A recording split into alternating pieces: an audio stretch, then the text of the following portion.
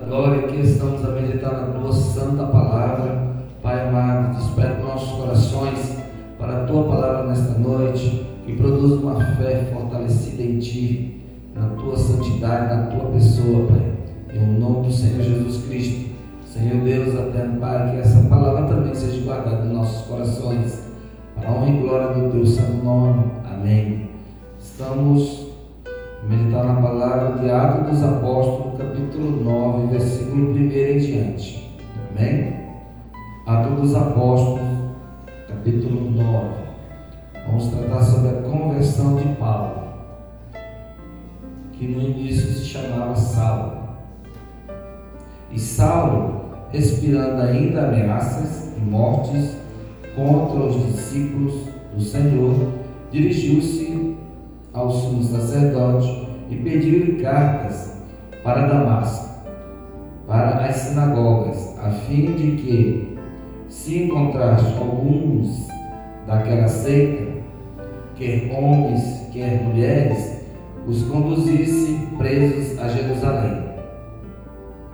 E indo no caminho, aconteceu que, chegando perto de Damasco, subitamente o cercou um resplendor de luz do céu, e, caindo em terra, ouviu uma voz que lhe dizia: Saulo, Saulo, por que me persegues? E ele disse: Quem és, Senhor?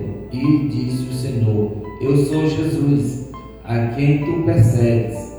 Duro é para ti recalcitrar contra os grilhões. E ele, tremendo e atônito, disse: Senhor, que queres que faça? E disse o Senhor: Levanta-te e entra na cidade, e lá te será dito o que te convém fazer. E os varões que iam com ele pararam espantados, ouvindo a voz, mas não vendo ninguém. E Saulo levantou-se da terra e, abrindo os olhos, não via a ninguém, e, guiando-o pela mão, o conduziram a Damasco. E esteve 3 dias sem ver, e não comeu nem bebeu. E havia em Damasco um certo discípulo chamado Ananias, e disse-lhe o Senhor em visão a Ananias. E ele respondeu: Eis-me aqui, Senhor. E disse o Senhor: Levanta-te e vai à rua chamada direita, e pergunta em casa de Judas por um homem de Tarso chamado Saulo, pois eis que ele está orando. E numa visão ele viu que estava um homem chamado Ananias, e punha sobre ele a mão para que tornasse a ver. E respondendo Ananias: Senhor, de muito ouvi acerca deste homem, quantos males tem feito aos teus santos em Jerusalém. E aqui tem poder dos principais dos sacerdotes para prender a todos os que invocam o teu nome. E disse-lhe, porém, o Senhor: Vai, porque este é para mim um vaso escolhido para levar o meu nome diante dos gentios, e de todos os reis e de todos os filhos de Israel. E eu lhe mostrarei quanto deve padecer pelo meu nome. E Ananias foi e entrou na casa, e, impondo-lhe as mãos, disse: Irmão Saulo, o Senhor Jesus, que te apareceu no caminho por onde vinhas, me enviou para que tornes a ver e seja cheio do Espírito Santo. E logo lhe caíram dos olhos como que escamas, e recuperou a visão. E levantando-se foi batizado. Oh, glória a Deus, amém? Aleluia. Então aqui nós vimos a conversão de Saulo. Saulo, que depois que fora servir a Jesus, passou-se a chamar-se Paulo, né? Mas é o mesmo nome, só que um era hebraico e aí ele recebeu o nome grego, né? Que é Paulo, que é a sua versão. Então aqui nós vamos entender como foi o passo a passo. Quem era Saulo? Saulo era um homem que trazia um terror, respirando aí ameaças. Então, quando eu ouvia falar do nome dele, as pessoas logo tremiam, porque ele era um tremendo religioso. Ele era um dos fariseus. Então, ele era extremamente religioso. Ele cumpria totalmente a lei, cabalmente, fiel, extremamente fiel ao judaísmo. Só que ele era um homem instruído, amém? Era um homem instruído. Como ele era um homem instruído, de uma grande capacidade de raciocínio, tornou-se um vaso escolhido para Deus. Você sabe que quando uma pessoa ela é instruída e ela tem uma grande capacidade de entendimento, de compreensão da realidade, não pode ficar muito tempo no engano e nem na mentira, porque cedo ou mais tarde ele vai descobrir a verdade. E qual é a verdade? Jesus Cristo. Então ali, quando ele estava no intuito de prender tanto homens como mulheres, ele foi e pediu cartas, o recomendando que quando ele chegasse em Damasco, aquela cidade vizinha, chegasse lá, prendesse todos os judeus, todos os que fossem praticantes da nova seita. Veja que lá eles chamam de seita os adoradores de Cristo. Aleluia. Então, para eles lá a seita, no caso aqui, é um desvio do judaísmo, era um braço do judaísmo. No judaísmo, eles estavam crentes de que aquele homem não era Jesus, era somente profeta, ou menos do que isso. Logo eles botaram Jesus como um impostor, porque não era o Cristo que havia de vir, era um impostor. Então agora ele foi, e no coração dele, na sua mente, ele tinha Jesus como um impostor, porque foi o que disseram para ele. Lembrando que quando Jesus subiu aos céus, ele ainda era um jovem, ele ainda era um rapaz. Agora Paulo já é um homem, Saulo agora é um homem. Na época de Jesus ainda era um rapaz, agora ele já é um homem. E está trazendo terror para todos os lados, o medo, o pavor. Se o Senhor Jesus não tivesse intervido, sempre tem uma intervenção divina, amém? Sempre tem uma intervenção divina. Quando a palavra de Deus é ameaçada, quando os caminhos do Senhor aparecem, o inimigo, o Senhor intervém. E isso nós sabemos pela história. Quantas vezes o Senhor não teve que fazer uma intervenção, trazendo homens para que haja uma modificação, uma mudança no caminho, para que retornem ao caminho do Deus vivo. Lembremos que o judaísmo, como é que ele estava na época de Jesus? As pessoas estavam mais interessadas na glória dos homens do que na glória de Deus. Estavam vivendo uma religiosidade.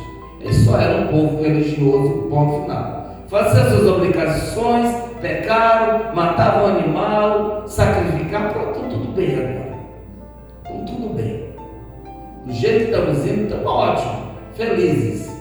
Nós não precisamos de um macho, nós não precisamos de um homem que se diz ser filho de Deus. Do jeito que estamos indo, estamos muito bem.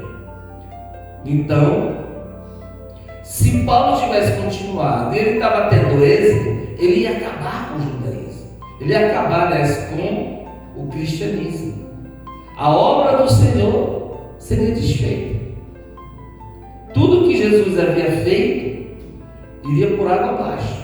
Por quê? Porque ele ia matar as testemunhas oculares.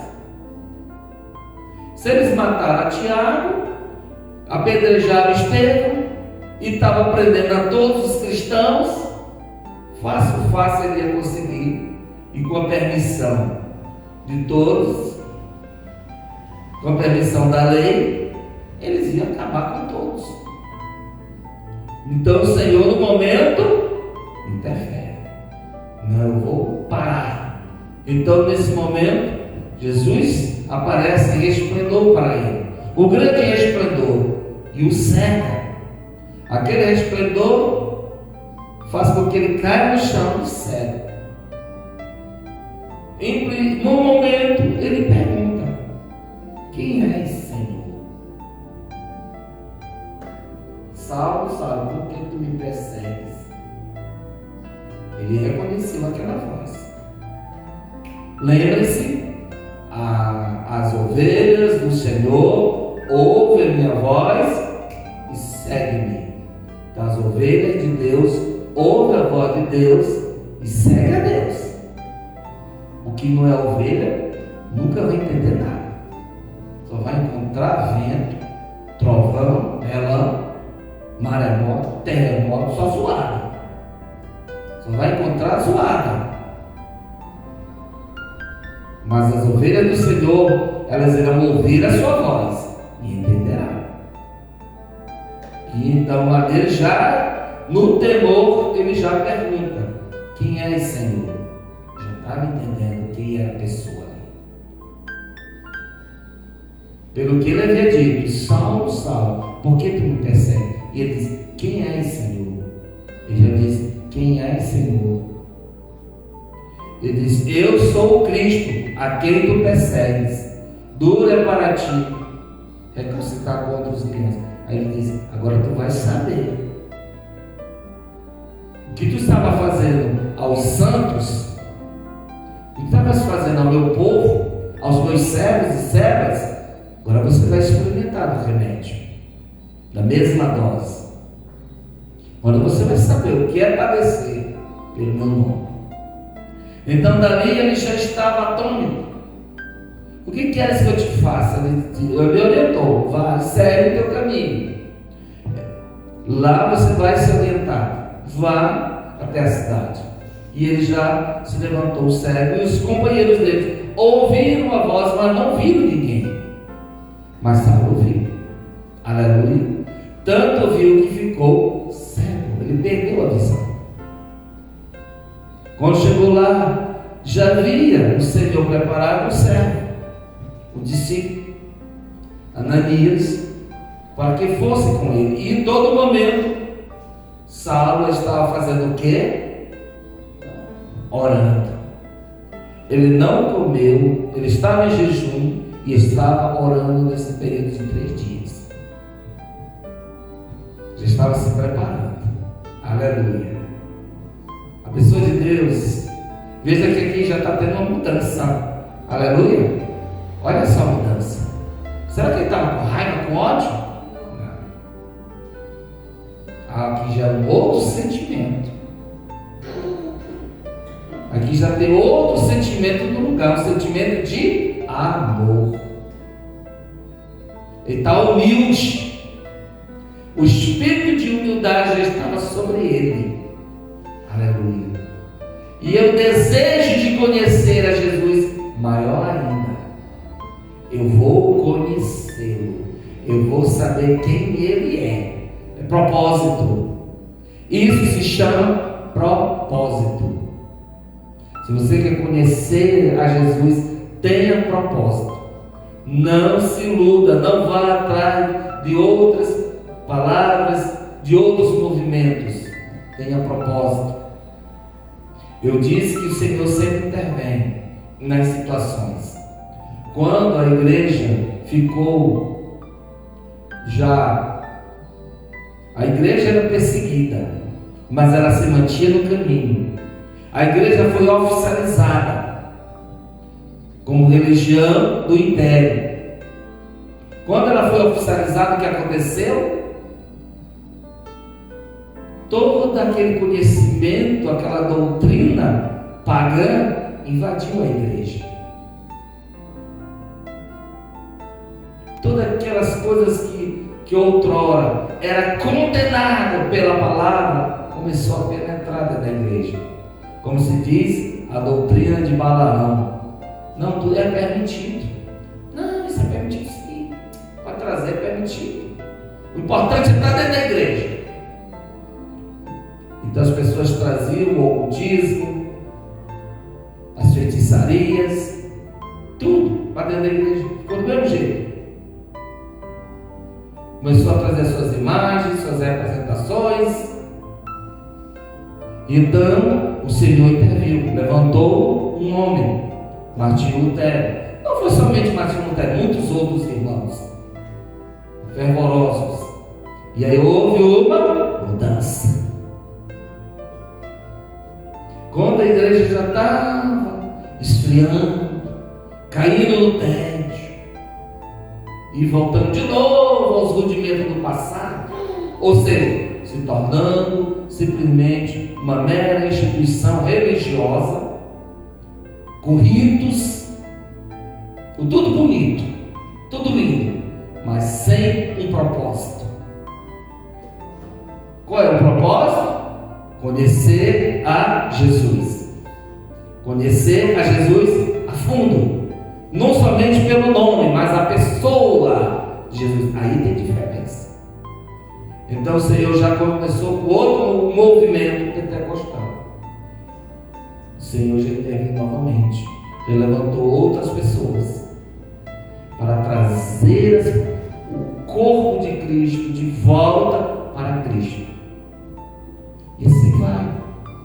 Quando é uma igreja, uma instituição, ela se torna uma instituição religiosa, começa só naqueles ritos religiosos, só para encher os olhos e os ouvidos. O Senhor molda e traz outros, que traz o ensino da palavra, para que não esfrie. Porque a palavra de Deus ela tem que ser cumprida do começo ao fim. Aleluia. Ela tem que fazer o seu propósito, realizar o seu propósito. A palavra de Deus ela tem que ser cumprida cabalmente. O propósito da palavra tem de acontecer. Aleluia. Amém? Por isso tem esses movimentos de renovação, de transformação, tem esses movimentos de protestar contra o que era antes o sistema antigo e transformar de novo. Esses movimentos de transformação, de renovação sempre acontecem para que a igreja não caia, a igreja do Deus vivo não caia no tédio da religiosidade, porque fica só cumprindo regras, costumes, mas a verdadeira vontade de Deus, que é conhecer a Deus, essa que é a vontade do Senhor. Por isso que Jesus diz: o meu povo sofre porque falta conhecimento, falta entendimento, porque falta conhecer-me. Ou seja, o povo sofre porque não conhece a Deus. Por isso que temos essas situações que acontecem no dia a dia. Porque quando a pessoa conhece a Deus, ela tem uma transformação. Deixa de ser um ignorante, deixa de ser um avarento, deixa de ser um egoísta, para ser uma pessoa amorosa, uma pessoa de Deus.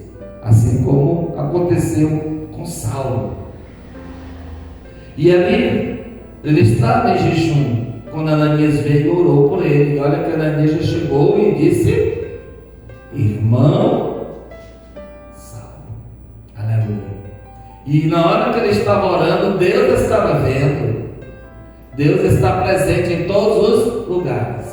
E Deus disse logo para Ananias: e ele está orando, e eu estou dando a visão para ele, porque ele está te vendo. Você, e olha só que ele já na oração de Saulo, Ele já está tendo visões. Olha como é o agir de Deus. Ele já está tendo a visão do que iria acontecer com ele. Que iria orar, que Ananias iria orar por ele. E ele seria curado. E somente ele não foi só curado, mas ele foi cheio do Espírito Santo. E ele foi logo batizado. Porque ele já começou a ter visões. A primeira visão dele qual foi? Não, a primeira visão dele foi ver o Senhor. Foi a primeira e maior das visões. A visão gloriosa de Jesus. Antes, a princípio, a primeira visão dele foi ver Jesus. Foi por fé? Não, foi pela vontade e intervenção divina. Mas ele tinha interesse, porque ele era o servo do Senhor. Só que ele ainda estava nos rudimentos da lei. Você se lembra do... fazer só uma conexão do jovem rico? Aquele jovem rico, ele era temente ao Senhor. Ele cumpria a lei do judaísmo cabalmente. E Jesus o amou. E Jesus disse para ele: vai, vende tudo que tu tens e segue-me. Venha ser o meu discípulo. Eu quero você para mim. Era isso que Jesus disse para ele. Eu quero você para mim. E ele disse: não dá. Tenho muitas riquezas, muitas fazendas, herança de família. Ele voltou para a riqueza dele. Morreu e não conheceu o que ele tanto queria, que era alcançar a salvação. Ele viveu vida debaixo da lei e morreu debaixo da lei. Mas o que lhe faltava era o próprio Senhor. Disse: uma coisa te falta, eu na tua vida. É só eu que estou voltando para ti. Vai e venha ser meu. Oh, glória, aleluia. Jesus está dizendo: vai, vende tudo, tu tem, não precisa disso. Venha ser meu. Seria um discípulo do Senhor. Talvez seria até um dos grandes discípulos do Senhor. Mas ele não quis. Ele abriu mão. Você, por abriria mão de Jesus? Com certeza ele teria muito mais do que a riqueza. Queria ganhar vidas para o reino e ia salvar a sua própria vida, que era o que ele queria. Eu quero alcançar a salvação. E Jesus diz: eu sou a salvação, eu sou a vida. Só falta para ti eu mesmo. Então vai e venha. Eu quero você para mim. Aleluia.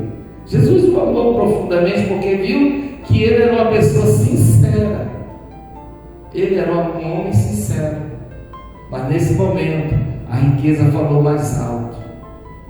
E aí ele acabou perdendo a chance, a grande oportunidade da vida dele. Veio e foi-se. Porque ele mesmo abriu mão de alcançar a salvação. Então aqui nós vemos que Saulo, que vai se tornar Paulo, ele foi a fundo. Ele foi ter compromisso. Foi logo batizado. E dali já foi logo pregar a palavra. Aleluia. Então houve um compromisso. Qual o compromisso? De conhecer. Ele ficou com aquela sede de conhecimento. Eu quero conhecer a Jesus. Eu quero saber quem é Jesus. Eu quero mudar o meu pensamento. Que antes meu pensamento era moldado segundo a lei. Agora eu quero ver o meu pensamento segundo a graça divina, que é Jesus Cristo. É isso que devemos entender. Que nada pode superar a graça do Deus vivo. Por quê? Porque Jesus Cristo é o Filho do Deus vivo. É o próprio Filho de Deus. Então a lei não pode superar aquele que está acima da lei. Aleluia. Está entendendo? A lei não pode ficar acima daquele que fez a lei. A lei, ela existe para o transgressor. Jesus em nada transgrediu. Então a lei não tem poder sobre ele. Ele que tem poder sobre tudo e sobre todos. Aleluia. Então cabe a nós seguirmos o exemplo de Paulo. Qual? Sermos do Senhor e termos compromisso de conhecer cada vez mais o nosso Senhor e Salvador Jesus Cristo. E como é que eu vou conhecer? Pela palavra, na oração, no louvor, no jejum, na dedicação. Temos que ser dedicados, porque Paulo foi dedicado ao Senhor e ele foi um dos grandes apóstolos do Senhor Jesus Cristo. Amém? Vamos ficar de pé e vamos orar. Buscar a face do Senhor. Aleluia. Ó Senhor dos altos céus, Deus bendito, Deus eterno, aqui nós vimos através da Tua palavra, meu Pai, a dedicação, o compromisso de Paulo. Senhor Deus, nós também queremos ser dedicados a Ti, Pai. Por isso transforma nossos corações, transforma nossos pensamentos, nossas ações. Sim, ó Deus. Ó Pai Santo, abençoa a Igreja Evangélica Deus Escudo. Abençoa, Senhor meu Deus, nossa fonte de renda. Abençoe, meu Pai eterno, a irmã Sebastiana, nesse momento tão difícil da vida dela. Abençoe também a irmã Maria, Pai. Te pedimos por estas tuas servas, em nome do Senhor Jesus. Abençoe os pedidos de oração que foram feitos aqui na casa do Senhor. Ó Deus eterno, abençoa, meu Pai querido. Senhor Deus, todo aquele que assistir a este vídeo, ouvindo este áudio, seja abençoado, seja alcançado, em nome do Senhor Jesus Cristo. Pai Santo, Deus glorioso, não nos deixe cair na estrada do inimigo, livrai-nos da maldade, livrai-nos do pensamento mau, livrai-nos, Senhor meu Deus, das situações malignas, livrai-nos da feitiçaria, ó Senhor meu Deus, em nome do Senhor Jesus Cristo. Pai Santo, nos proteja, porque o Senhor é nosso escudo, Senhor meu Deus, é nossa fortaleza, nosso castelo, em nome do Senhor Jesus Cristo, ó Senhor da glória. Seja conosco em todos os momentos da nossa vida, para a honra e glória do teu santo nome, todos nós dizemos amém. Aleluia. Dê uma linda salva de palmas para Jesus.